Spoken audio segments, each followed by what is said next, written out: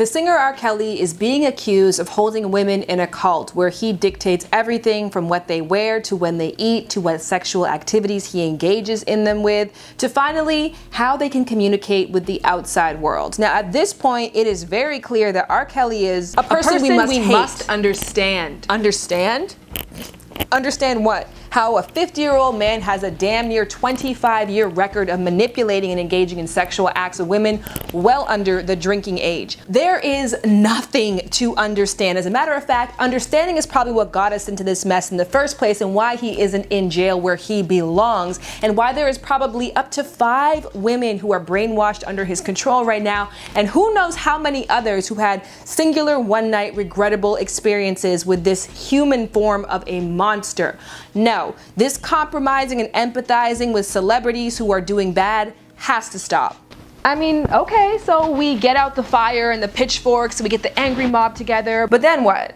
Do you think the people inside of this mob who are a little like R. Kelly see themselves any differently? Do the kinds of women who would volunteer themselves into his cult learn anything about themselves? We have to understand something. Robert isn't doing anything new. Absolute power absolutely corrupts, and many people in a position of power abuse, manipulate, and seek to control people who are looking for something from them. This kind of person will continue to exist because people will continuously volunteer themselves into that kind of predicament. Now, if you can get somebody to blow themselves up for the sake of religion, of course you'll be able to manipulate a woman into thinking that she can get love and success if she does exactly what you say. Yes, mind control happens in many facets of life, be that in politics, religion, and in celebrity culture multiple times, and Stockholm Syndrome affects a lot of vulnerable individuals.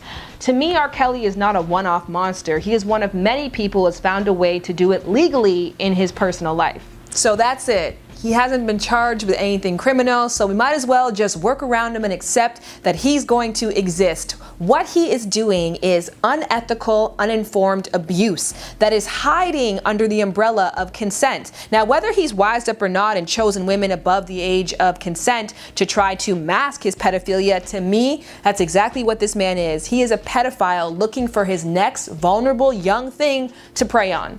I watched the A$AP Rory video last week and I was completely struck by the fact that there continues to be people who will trade in their self-respect and their safety for a powerful person's time and attention. That's a fact. Yeah. That's a fact. Yeah. Because you fucked my sister, you sucked my dick.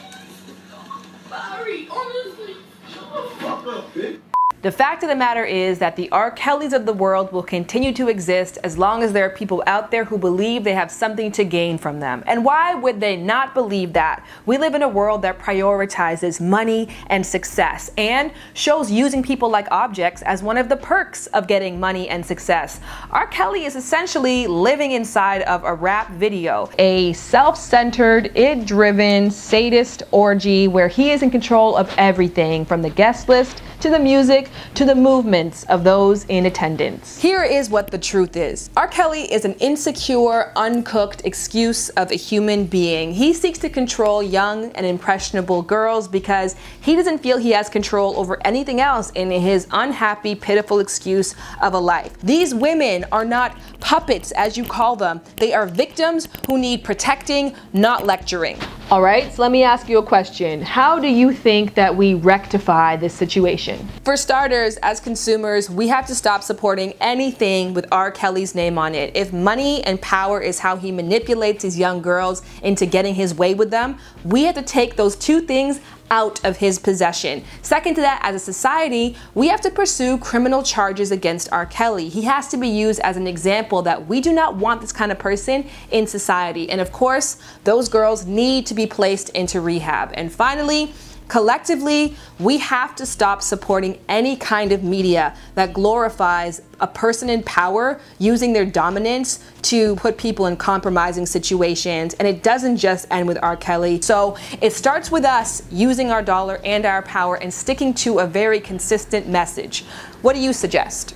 Great question. I personally think we have to start looking at what we tell people to value, and we have to give them healthy and honest options for how to pursue that that value and what may be the cost of pursuing that value. At the end of the day, here's how I look at it. That mother who went to BuzzFeed and said that R. Kelly has her daughter in a cult has to take some responsibility. Now, I think in the article it said that she was a stage mom, meaning she dedicated her life to her child's success. So her child is bred and born and brought up to believe that her success is extremely crucial to her own survival and the family's survival. So of course, when she is introduced to somebody that she believes can help her to achieve that goal, she is easily manipulated by them. It's not much different than somebody who's manipulated and abused by a religious leader. The goal shouldn't be to lock up and throw away the key for every single individual who is exploitative, but instead to give options, to give measured options to those who are at risk of being exploited. And on the flip side, we have to acknowledge the fact that some people have all the options and would still choose that for themselves. There are individuals who want this lifestyle. It does exist. And who are we to judge that choice? I can't even believe that you just said that. Well, apparently she can't be reasoned with, so now I want to ask you guys. Do you think that we should work to criminalize and cast out people like R. Kelly from society? Or do we need to accept the fact that the R. Kelly personality does and has existed, and instead of focusing all our energy on condemning them, we should be educating the population on the pros and cons of dealing with them? If you don't stand for something, you will fall for anything. I mean, don't hate the player, hate the game, and then change it. Now I want to hear from you guys in the comment section below. Where do you fall on the R. Kelly scandal? Due to popular demand, I am now podcasting daily on Anchor FM. Now that is a place you guys can go to ask questions. You actually leave voice notes and then I answer your questions. So go to anchor.fm/Shan Boody to sign up and to have your daily questions answered. I get it, girl. Oh yeah, I get it, girl. Yeah, I get it, girl.